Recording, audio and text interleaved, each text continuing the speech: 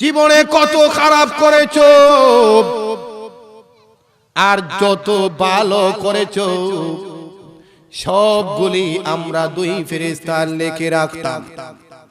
এই দেখো কালো বর্ণের একটা চিঠি যখন তার চোখের সামনে তুলে ধরা হয়, আমরা দেখি মুমূর্ষু ব্যক্তি একবার ডাইনে ঘোরায় আবার বামে ঘোরায়। আমরা মনে করি এই দেখা মনে হয় জীবনের শেষ দেখা।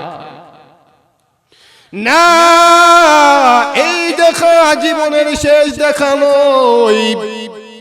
মুমূর্ষু ব্যক্তির চোখের সামনে যখন এই চিঠিটা তুলে ধরে, মুমূর্ষু ব্যক্তি বয়ে আতঙ্কিত হয়ে যায়। আহারে, আমার জীবনের না জানি কি অপরাধ করেছি, কি অন্যায় করেছি, যার কারণে আমার চোখের সামনে চিঠি তুলে ধরা হয়েছে। এই চিঠির মধ্যে জানি কি আবার লেখা আছে। মুমূর্ষু ব্যক্তি বয়ে তার চেহারা ডাইনে ঘোরাই আবার বামে ঘোরাই। আবার আমার আত্মীয় স্বজনেরা কেউ দেখে ফেলে জীবনে কত চুরি করেছি, কত ডাকাতি করেছি, এই সবগুলি এই চিঠির মধ্যে লিপিবদ্ধ। দুনিয়া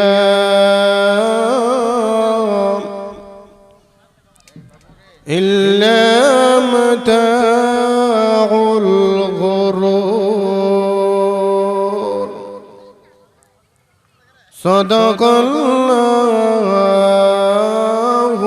আযীম। সকলেই মুহাব্বতের সাথে দরুদ ইব্রাহিম পড়ি, যেই দরুদ নামাজের মধ্যে পড়া হয় শ্রেষ্ঠ দরুদ। আল্লাহুম্মা সাল্লি আলা মুহাম্মাদিন ওয়া আলা আলি মুহাম্মাদ কামা সাল্লাইতা আলা ইব্রাহিম ওয়া আলা আলি ইব্রাহিম ইন্নাকা হামিদুম মাজিদ। আল্লাহুম্মা বারিক আলা মুহাম্মাদিন ওয়া আলা আলি মুহাম্মাদ কামা বারাকতা আলা ইব্রাহিম ওয়া আলা আলি ইব্রাহিম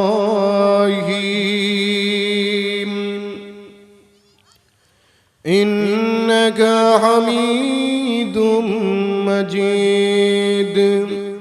বালাগাল উলা বিকামালিহি কাশাফা দুজা বিজামালিহি حسنت جميع خصاله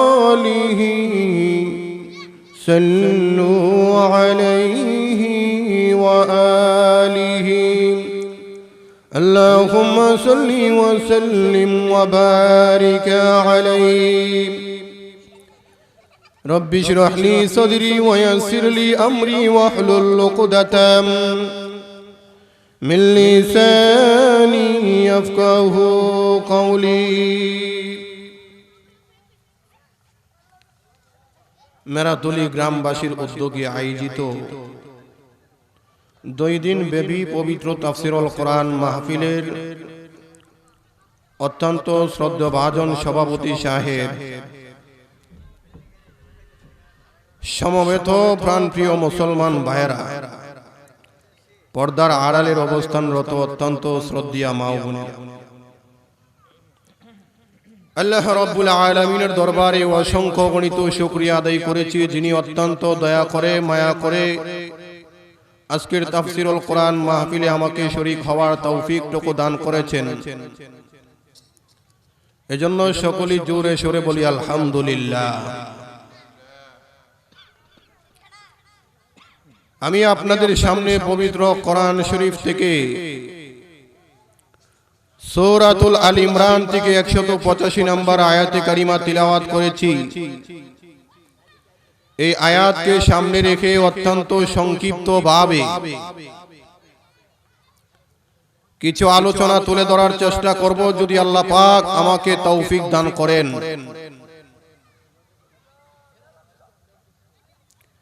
আল্লাহ রাব্বুল আলামিন এই দুনিয়ার প্রত্যেকটা মানুষকে হায়াত এবং জীবন দান করেছেন দুইটা।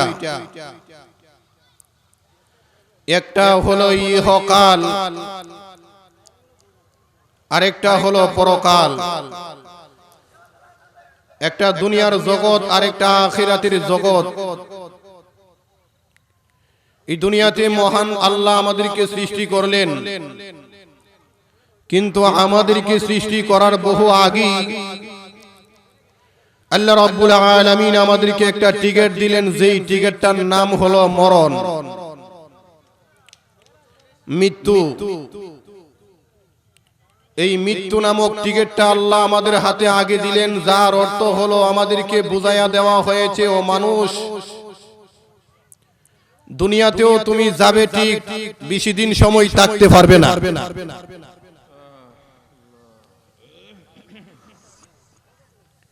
যে কোনো সময়, যে কোনো দিন, যে কোনো মুহূর্তে মালাকুল মউত তথা আজরাইল আলাইহিস সালামের গাড়ি আপনি আমার সামনে হাজির হওয়ার সম্ভাবনা আছে।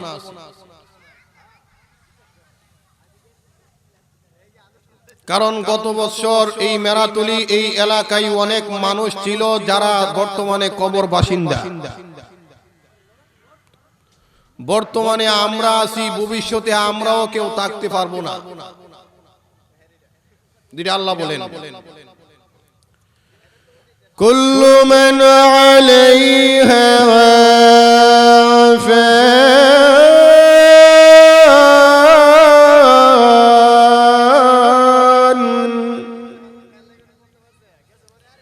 ওয়া ইয়াবকা ওয়াজহু রাব্বিকা যুল জালালি ওয়াল ইকরাম।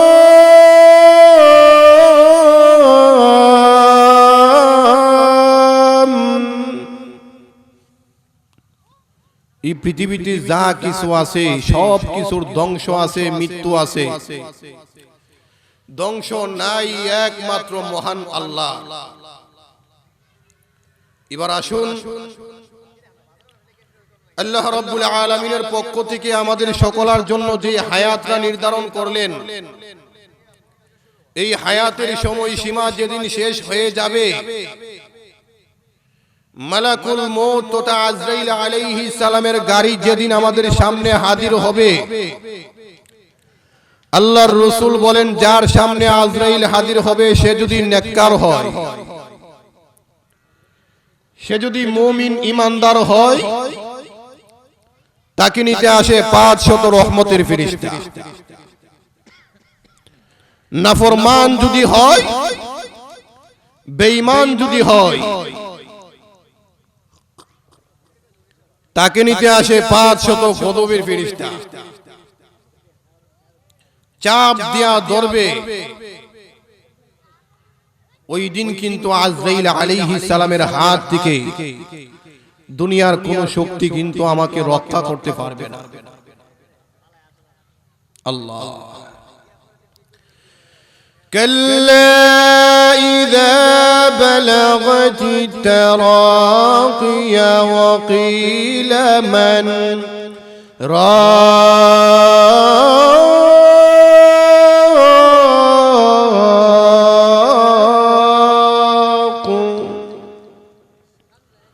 যখন চাপ দিয়া ধরবে, বড় বড় আওয়াজ দিয়ে হুঙ্কার দিয়ে জিজ্ঞাসা করবে, দুনিয়াতে কোনো বীর ফালওয়ান বাহাদুর কি আসো যে আমি আজরাইলের হাত থেকে লোকটিকে রক্ষা করবে? দুনিয়াতে কোনো চোর ডাকাতের পুলিশে ধরলে উপর মহল থেকে এমপি সাহেবের অর্ডার, মন্ত্রী সাহেবের ধমক বারবার তার মাঝে আসে, ওসি সাহেব লোকটি আমার দলের লোক, ছেড়ে দিলে ভালো হয়, আর না হয় আগামীকাল সকালে বান্দরবন গিয়েও কিন্তু জান রক্ষা করতে পারবেন না। কিন্তু যেদিন আজরাইল আপনি আমার রূহ নিতে আসবে, আর এই মেরাতুলি এই এলাকার সকল মানুষ যদি রাস্তায় নেমে যায় যে আজরাইলকে আজকে আসমান থেকে নাজিল হতে দেওয়া হবে না, হরতাল দিলাম, অবরোধ, পারবেন নি আটকায় রাখতে? দুনিয়ার কোন শক্তি আমাকে রক্ষা করতে পারবে না। আর যার সামনে আজরাইল হাজির হবে সেও বলবে, ও আজরাইল, আমার এই গ্রামে স্থাপন রস্থাপন যত সম্পত্তি আছে এই সবগুলি আমি তোমারে ঘুষ দিলাম, বিনিময়ে আমাকে রেখে দাও। আজরাইল তখন বলবে, বহুত দিন পরে তোরা লাগল ডাবাইছিলি, আজকে সারাসারি নাই। ঠিক আছে, ব্রাহ্মণবাড়িয়া জেলা সহ সারা বাংলাদেশ নিয়ে যাও, আমাকে রেখে দাও। কিন্তু আজরাইল ছাড়ে না। তখন বলবে, সারা পৃথিবী নাও, আমাকে রেখে দাও। আজরাইল আলাইহিস সালাম তখন ধমক দিয়ে বলবে, সুম্মা ইউনজিহি কাল্লা, সবগুলি রেখে দিয়ে দিলেও আজকে তোমাকে রেখে যাওয়া হবে না। এবার বলুন, যেদিন আজরাইল আলাইহিস সালাম আপনি আমাকে নিতে আসবে, সেদিন আমাদের মৃত্যুর যন্ত্রণা, সাকরাতের কষ্ট হবে কিনা?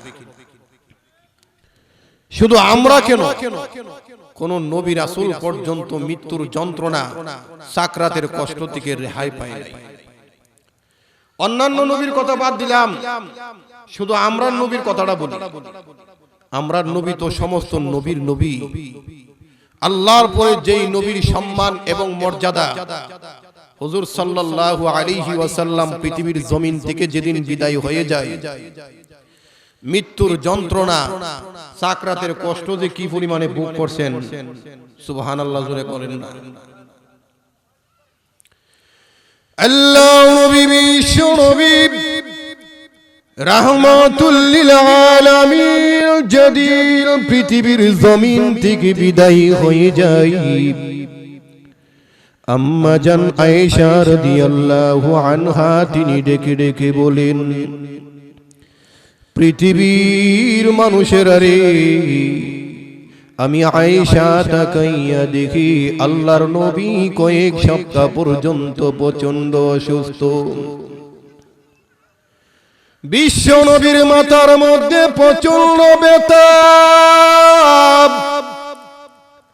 নবীর বুকের মধ্যে প্রচন্ড ব্যথা।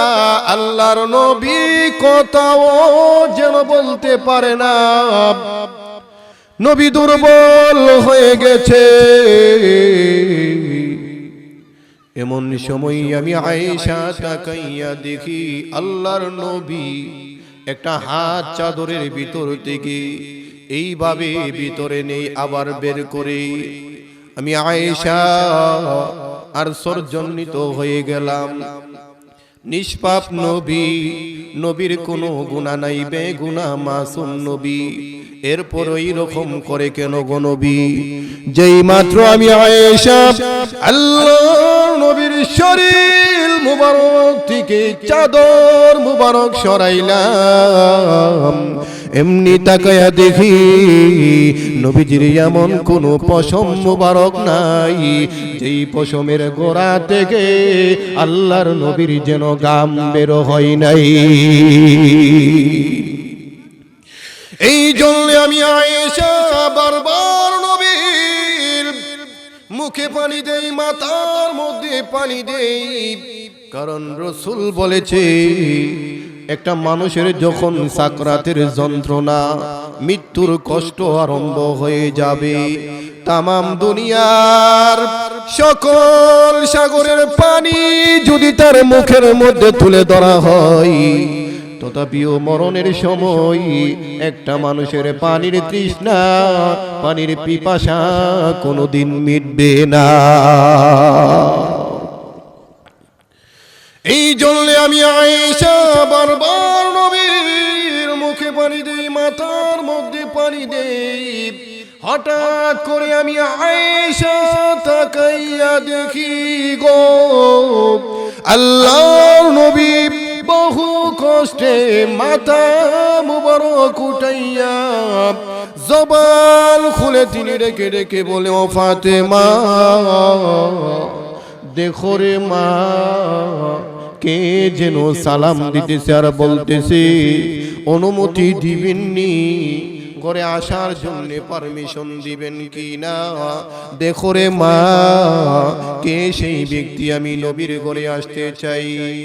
হযরত ফাতিমা রাদিয়াল্লাহু আনহা দূর মেরে যেই মাত্র দরজা খুলে দিয়েছে, এমনি তিনি তাকাইয়া দেখে এমন একটা মানুষ আল্লাহ নবীর ঘরের দরজার সামনে দাঁড়াইয়া সে বিশ্ব নবীর ঘরে আসতে চায়, যার পা মাথা অনেক বড়, দুইটা চোখ দিয়ে যেন অগ্নিলোকার মতো প্রকাশ বের হয়ে আসতেছে। সুবহানাল্লাহ, জোরে বলুন না। মক্কা মদিনার কারো চেহারার সাথে কোনো মিল হবে না। আল্লাহ নবীর সামনে গিয়ে দাঁড়াইয়া হযরত ফাতিমা রাদিয়াল্লাহু আনহা তিনি ডেকে ডেকে বলে, ওগো আব্বা জান, এমন আকারের মানুষ যার পা মাথা অনেক বড়, দুইটা চোখ দিয়ে যেন অগ্নিলোকার মতো প্রকাশ বের হয়ে আসতেছে, মক্কা মদিনার কারো চেহারার সাথে কোনো মিল হবে না। আল্লাহ নবী যদিও কথা বলতে পারে না, এরপরেও নবীজি বহু কষ্টে মাথা মুবারক উঠাইয়া জবান খুলে তিনি ডেকে ডেকে বলে, ও ফাতেমা এটা দুনিয়ার কেউ না রে মা, মক্কা মদিনার কেউ না, হাযা মালাকুল মউত, হাযা হাদিমুল লাযাতি আনিল মউত। এ ফাতেমা এটা মালাকুল মউত আজরাইল গোমাপ, আজকে আমি নবীর ঘরে আসতে চাই, সুতরাং পারমিশন দিয়ে দাও, জানিয়ে দাও আমি রাসূল বলেছি আসার জন্য। সুবহানাল্লাহ, জোরে বলুন না। এই কথাটার ওজন কত, কথাটার লোড কত। আপনাকে কি আয়েশা বলবে সলিমউদ্দিন শাহ আপনি কি যাবেন না আগামী বৈশাখ মাস হয়তাম? বলবে না। কিন্তু রাসূলের কাছে আয়েশা বলতেছেন, নবী গো আপনি যদি অনুমতি দেন আপনার শরীরে হাত দেব, আর না হয় চলে যাব। সুবহানাল্লাহ। আল্লাহ নবী বলেন, ও আজরাইল আমি যাব কি যাব না এখন বলবো না, অপেক্ষা করো, হাত্তা ইয়াতিয়ানি জিবরাইল। জিবরাইল যতক্ষণ পর্যন্ত না আসে ততক্ষণ পর্যন্ত তুমি আমার শরীরে হাত দিও না। ভাইরা আমার, মুহূর্তের ভিতরে জিবরাইল হাজির হয়ে গেলেন।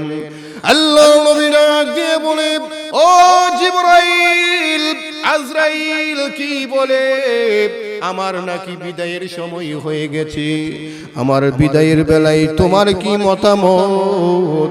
এমন সময় জিবরাইল কোরআনে কারীম থেকে একখানা আয়াতে কারিমা তিলাওয়াত করে শোনাই আর ডেকে বলেন, ইন্নাকা মাইয়িতু ওয়া ইন্নাহুম মাইয়িতুন। ওগো নবীজি, আল্লাহ রাব্বুল আলামিন কিন্তু আগেই বলে দিয়েছেন, নবী গো আপনিও মরণশীল, আপনার দুশমন যারা মক্কার বেঈমান কাফিররা পর্যন্ত মরণশীল। সুবহানাল্লাহ, জোরে বলুন না। এই আয়াত পড়ে আল্লাহ নবীকে ইশারা করে দিয়েছে, ওগো নবীজি আপনার কিন্তু বিদায়ের সময় হয়ে গিয়েছে। এমন সময় আল্লাহর নবী চোখের পানি ছেড়ে দিয়ে কান্না করে জিবরাইল বলেন, ইয়া রাসূলুল্লাহ, ইয়া হাবিবাল্লাহ, আল্লাহর নবী গো কেন কান্দেন? ইহকাল থেকে পরকালে আপনার নাজ নিয়ামত অনেক বেশি হবে, সম্মান বেশি হবে, মর্যাদা বেশি হবে, কেন কান্না করেন? আল্লাহর নবী বলেন, আমি আমার জন্য কান্দি না, তবে কার জন্য কান্দেন? ফাতেমার জন্য। ফাতেমার জন্য কাঁদতে হবে না। আল্লাহ রাব্বুল আলামিন কিন্তু আগেই সুসংবাদ দিয়েছেন, আপনার ফাতেমা হবে জান্নাতি রমণীদের সর্দারনি। সুবহানাল্লাহ, জোরে বলুন না। নারে জিবরাইল, আমি ফাতেমার জন্য কান্দি না, তবে কার জন্য কান্দেন? হাসান আর হুসাইনের জন্য। হাসান আর হুসাইনের জন্য কাঁদতে হবে না। আল্লাহ রাব্বুল আলামিন আগে সুসংবাদ দিয়েছে, আপনার হাসান আর হুসাইন তারা হবে জান্নাতি যুবকদের সর্দার। সুবহানাল্লাহ, জোরে বলুন না।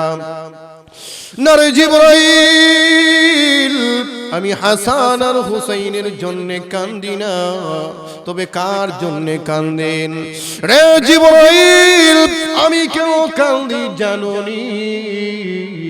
আমি কান্দি আমার গুনাহগার এতিম উম্মতের জন্য। রে জিবরাইল, এতদিন আমার আল্লাহ কোরআন শরীফের মধ্যে আয়াত নাজিল করে জানিয়েছেন আর সান্ত্বনা দিয়েছেন, ওগো নবীজি, যতদিন আপনি দুনিয়াতে থাকবেন আমি আল্লাহ আপনার উম্মতদেরকে আযাব দিব না, গজব দিব না।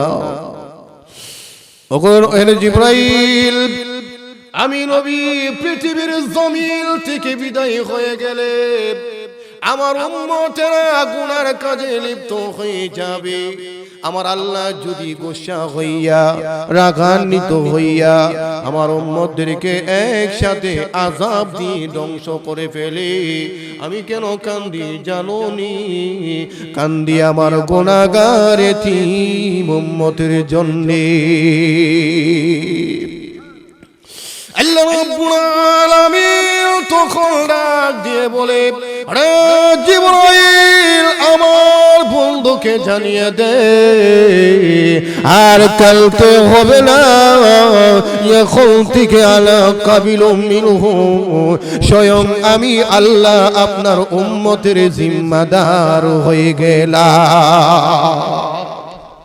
নবী গো, আপনার উম্মতেরা যদি 5 ওয়াক্ত নামাজ হেফাজত করে, বিনিময়ে আমি আল্লাহ আপনার উম্মতদেরকে আযাব দিব না, গজব দিব না। চিল্লায়া বলেন সুবহানাল্লাহ। রাসূল বলেন, জিবরাইল, আজরাইল, তুমি এখন আমার শরীরে হাত দিতে পারো। যেই মাত্র আজরাইল আল্লাহর রাসূলের সিনা মুবারকের মধ্যে হাতটা রাখলেন, রাসূল জিজ্ঞাসা, আজরাইল, তুমি আমার সিনার মধ্যে কি রাখছো? ইয়া রাসূলুল্লাহ, আমি আমার হাতটা মাত্র আপনার সিনার মধ্যে রাখছি। রাসূল বলেন, আজরাইল, আমার তো মনে হচ্ছে যেন তুমি উহুদ পাহাড়টা আমার সিনার মধ্যে রাখা দিছো। সুবহানাল্লাহ, জোরে বলুন না। রাসূলের যদি এই অবস্থা হয়, এই হালত হয়, তো আমরা যারা আছি আমাদের অবস্থাটা কি হবে?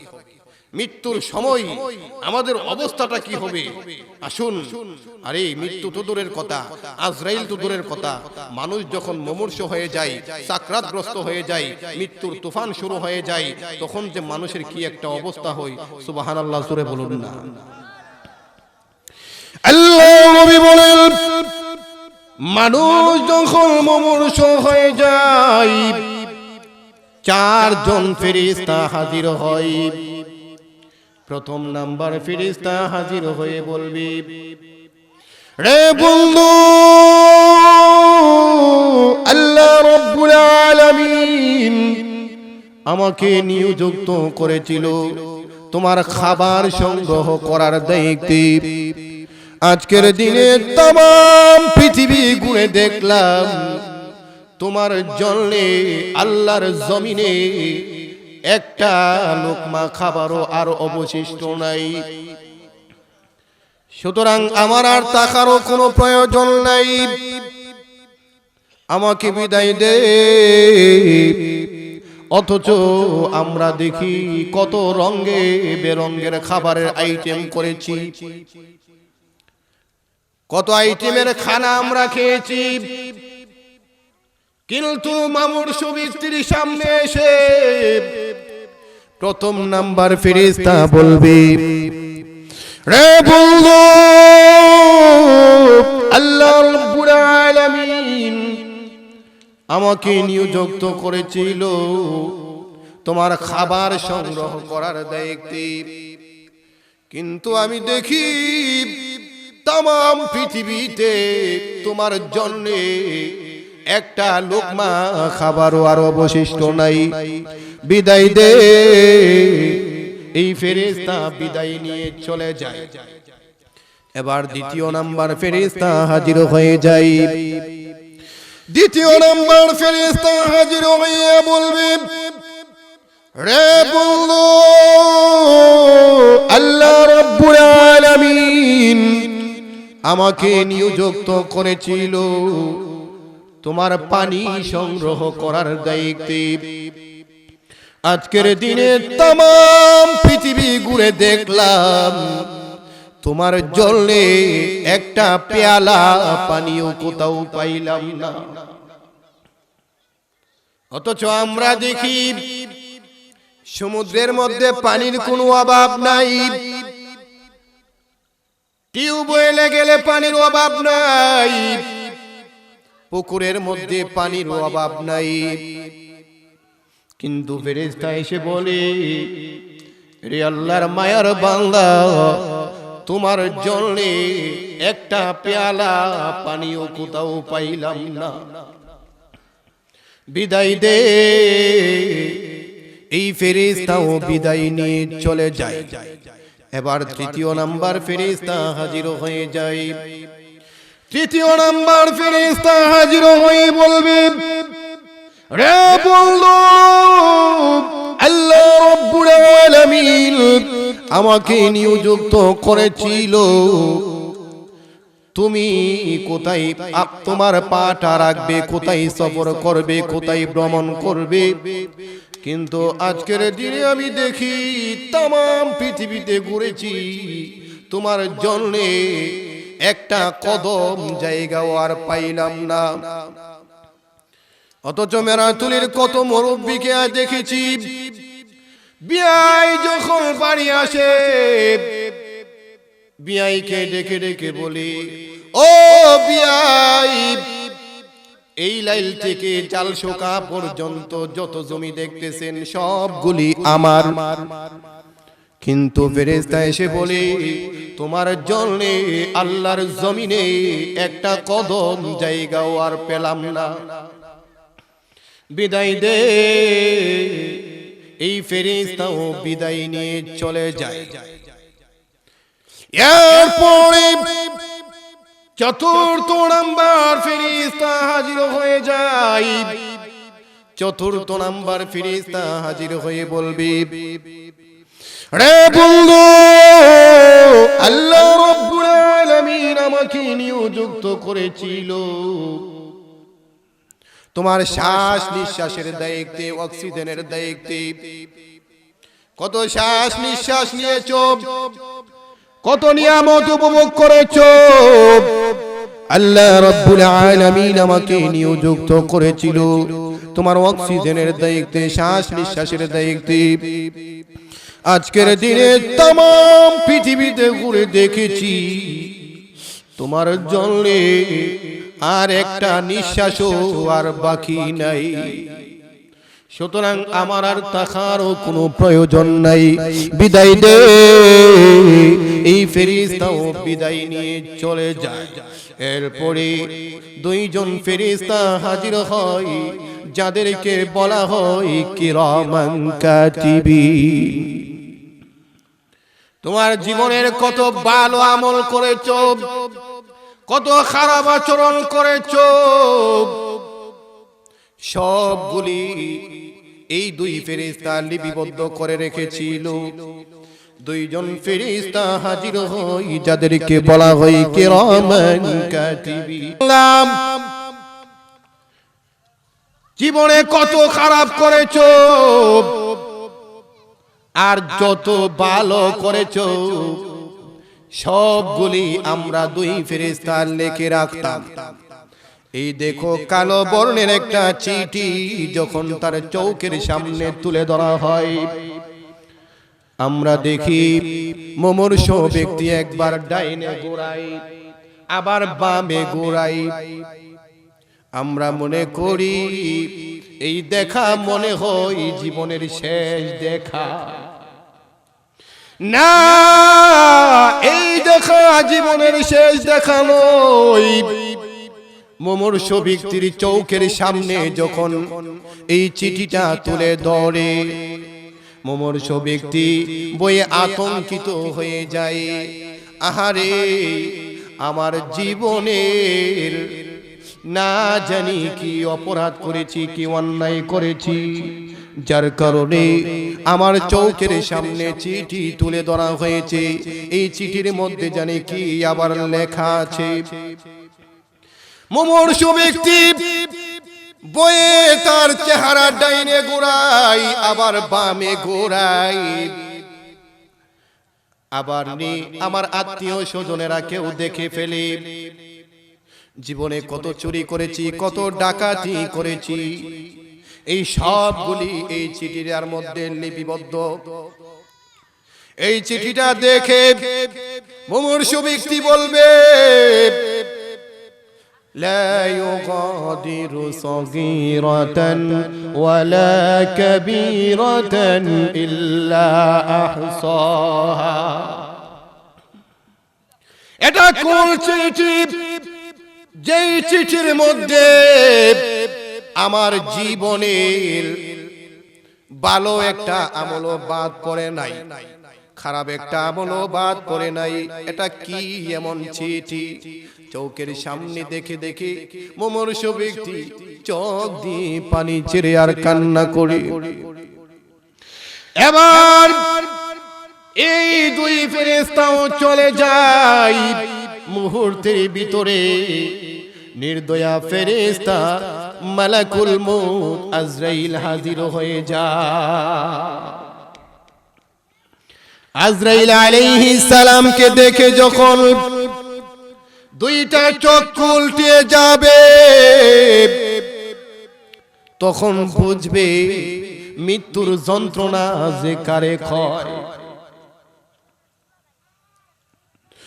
যদি মুমূর্ষ ব্যক্তি খাঁটি মুমিন হয়, আল্লাহওয়ালা দরবেশ, আমাদের সমাজে কিন্তু দরবেশের অভাব নাই। জোরে কোন ঠিক নেই? কত দরবেশ দেখি, কিন্তু খাঁটি আল্লাহওয়ালা দরবেশ পাওয়া বড় কঠিন।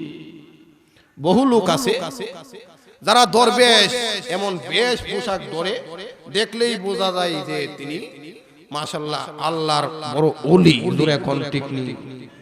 এমন বেশ দরিনা দরবেশ আছে না? কিন্তু যিনি আল্লাহওয়ালা দরবেশ, তিনি বেশ ধরে নাই, বাস্তবিক পক্ষেই একজন আল্লাহওয়ালা দরবেশ। আল্লাহর ওলি ফরিদউদ্দিন আত্তার রহমাতুল্লাহি আলাইহি শুরু জামানায় একজন আতরের ব্যবসায়ী ছিলেন। আল্লাহওয়ালা দরবেশ ফরিদউদ্দিন আত্তার রহমাতুল্লাহি আলাইহির সামনে দাঁড়াইয়া ডেকে ডেকে বলি, রে ফরিদ, আল্লাহর রাস্তে আমাকে কিছু সাহায্য দাও, আল্লাহর রাস্তে আমাকে কিছু সাহায্য দাও। কিন্তু ফরিদউদ্দিন আত্তার রহমাতুল্লাহি আলাইহি দুনিয়া নিয়ে এত ব্যস্ত হয়ে পড়েছে, ওনাকে পাত্তাই দিচ্ছেন না। আর ওনার খাদেমকে বলতেছেন, লোকটাকে বের করে দাও।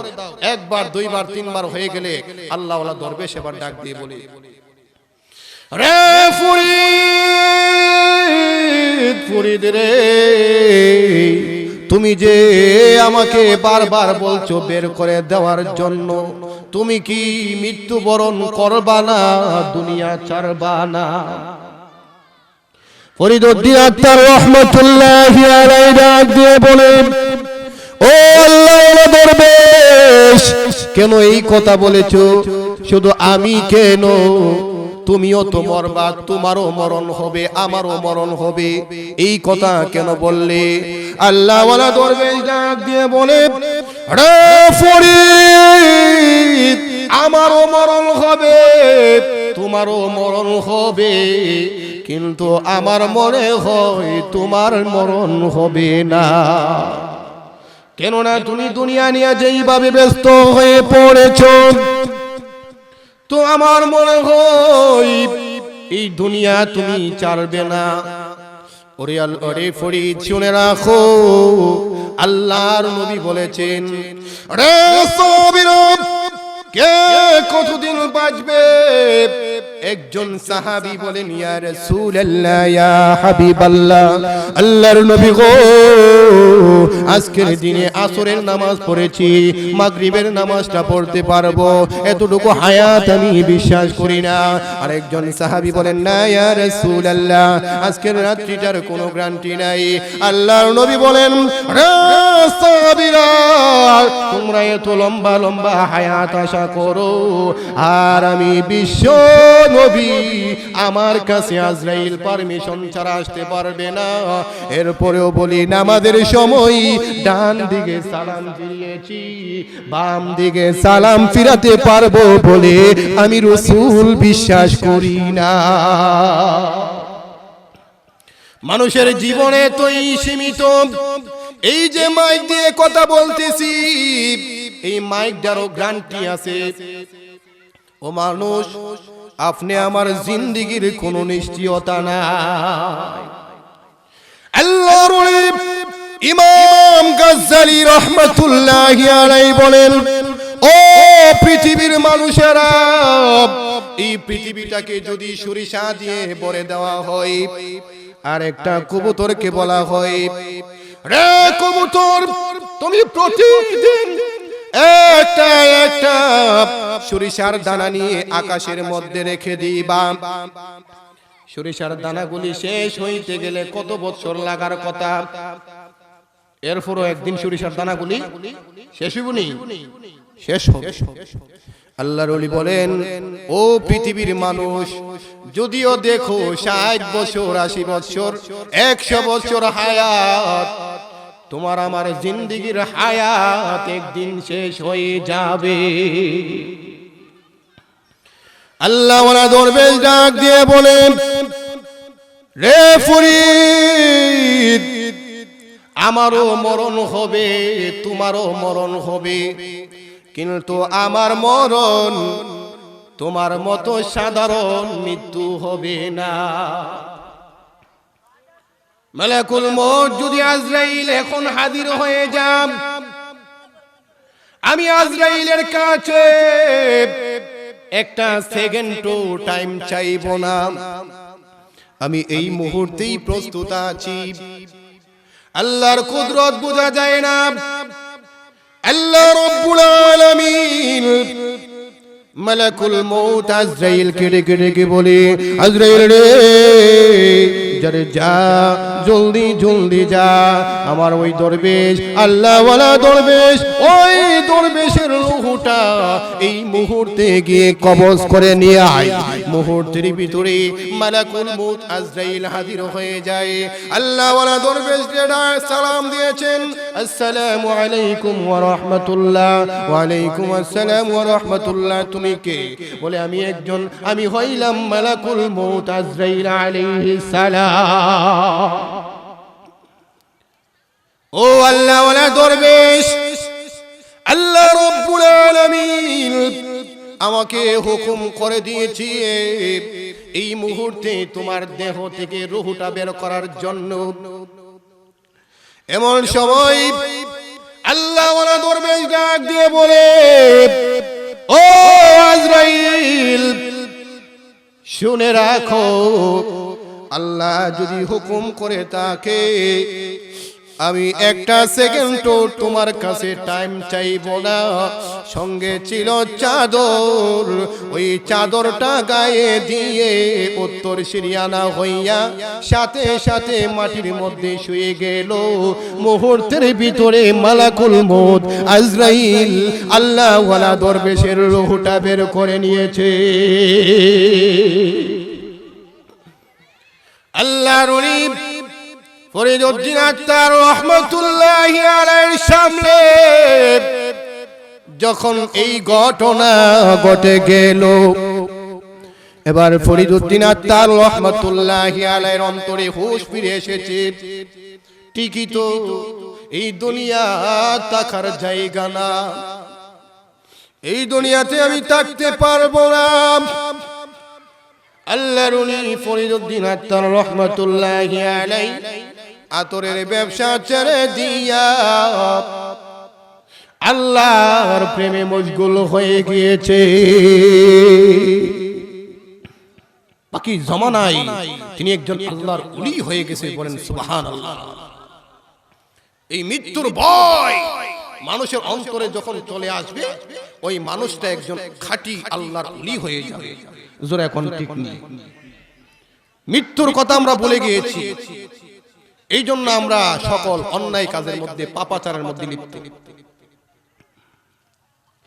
আল্লাহ নবী বিশ্ব নবী রাহমাতুল লিল আলামিনের সাহাবী হযরত উসমান গনি রাদিয়াল্লাহু আনহু যখন কোন কবরের পাশে যাইতেন, কবর দেখলে এত পরিমাণে কাঁদতেন যে কাদার দরুন চোখের পানি দ্বারা দাড়ি মুবারক ভিজে যাইত।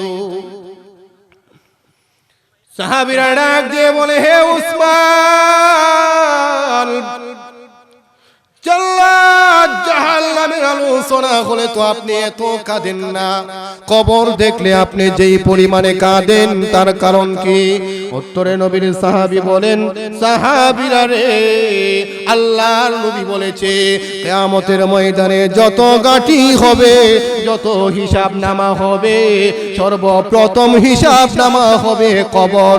এই কবরের হিসাব নামা যদি আমার সহজ হয়ে যায়, পরকালে যত গাঁটি আসুক না কেন, আল্লাহর কসম করে বলি আমি উসমান অবশ্যই নাজাত পেয়ে যাব। এই জন্য আমি কান্দি। কবরের গাঁটি বড় কঠিন গাঁটি, এই কবরের হিসাব নামা থেকে যদি আমি উসমান নাজাত পেয়ে যাই, পরকালে যত গাঁটি আসুক না কেন, আল্লাহর কসম আমি উসমান অবশ্যই নাজাতের ফয়সালা হয়ে যাবে। চিল্লায়ে বলেন সুবহানাল্লাহ। আম্মা জান আয়েশা রাদিয়াল্লাহু আনহা বলেন, ইয়া রাসূলুল্লাহ, ইয়া হাবিবাল্লাহ, ওগো নবীজি, খাঁটি মুমিন যারা তাদেরও মৃত্যুর যন্ত্রণা হবে, বেঈমান যারা তাদেরও মৃত্যুর যন্ত্রণা হবে, তাইলে অবৈটার মধ্যে আর পার্থক্য কোথায়? আল্লাহর নবী বলেন, ও আয়েশা, মুমিনেরও মৃত্যুর যন্ত্রণা হবে, বেঈমানেরও মৃত্যুর যন্ত্রণা হবে, তবে অবৈটার মধ্যে পার্থক্য হলো মুমিনের মৃত্যুর যন্ত্রণা আনন্দে পরিণত হয়ে যাবে। আল্লাহর পক্ষ থেকে ফেরেশতা এসে সালাম দিবে আর বলবে, আল্লাহ রাব্বুল আলামিন তোমাকে সালাম দিছে।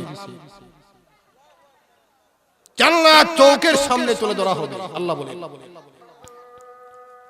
যাই হোক, আযান হয়ে গেছে, আমি আর সামনের দিকে যাচ্ছি না। যতটুকু হয়, যতটুকু আলোচনা করে যে সর্বপ্রথম আমাকে এবং সবাইকে আমল করার তৌফিক দান করুক। সকলে বলি আমিন।